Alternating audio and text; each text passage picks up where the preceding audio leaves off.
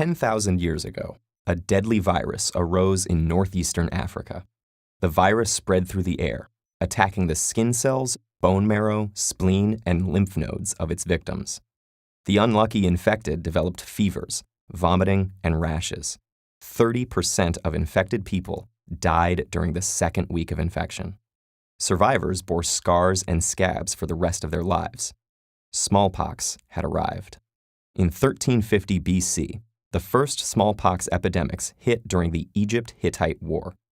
Egyptian prisoners spread smallpox to the Hittites, which killed their king and devastated his civilization.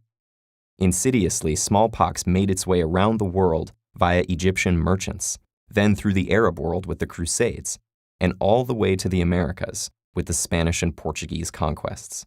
Since then, it has killed billions of people, with an estimated 300 to 500 million people killed in the 20th century alone. But smallpox is not unbeatable. In fact, the fall of smallpox started long before modern medicine. It began all the way back in 1022 AD. According to a small book called The Correct Treatment of Smallpox, a Buddhist nun living in a famous mountain named Ome Shan in the southern province of Sichuan would grind up smallpox scabs and blow the powder into nostrils of healthy people. She did this after noticing that those who managed to survive smallpox never got it again, and her odd treatment worked. The procedure, called variolation, slowly evolved, and by the 1700s, doctors were taking material from sores and putting them into healthy people through 4 or 5 scratches on the arm. This worked pretty well, as inoculated people would not get reinfected, but it wasn't foolproof. Up to 3% of people would still die after being exposed to the pus. It wasn't until English physician Edward Jenner noticed something interesting about dairymaids that we got our modern solution. At age 13, while Jenner was apprenticed to a country surgeon and apothecary in Sodbury, near Bristol, he heard a dairymaid say, "I shall never have smallpox, for I have had cowpox. I shall never have an ugly pockmarked face." Cowpox is a skin disease that resembles smallpox and infects cows. Later on, as a physician, he realized that she was right. Women who got cowpox didn't develop the deadly smallpox. Smallpox and cowpox viruses are from the same family. But when a virus infects an unfamiliar host, in this case cowpox infecting a human, it is less virulent. So Jenner decided to test whether the cowpox virus could be used to protect against smallpox.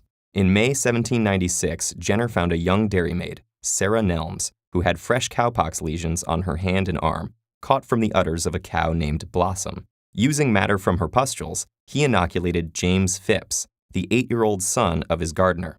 After a few days of fever and discomfort, the boy seemed to recover.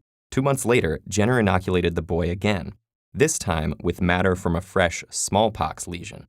No disease developed, and Jenner concluded that protection was complete. His plan had worked. Jenner later used the cowpox virus in several other people and challenged them repeatedly with smallpox, proving that they were immune to the disease. With this procedure, Jenner invented the smallpox vaccination. Unlike variolation, which used actual smallpox virus to try to protect people, vaccination used the far less dangerous cowpox virus. The medical establishment, cautious then as now, deliberated at length over his findings before accepting them. But eventually, vaccination was gradually accepted, and variolation became prohibited in England in 1840. After large vaccination campaigns throughout the 19th and 20th centuries, the World Health Organization certified smallpox's eradication in 1979. Jenner is forever remembered as the father of immunology.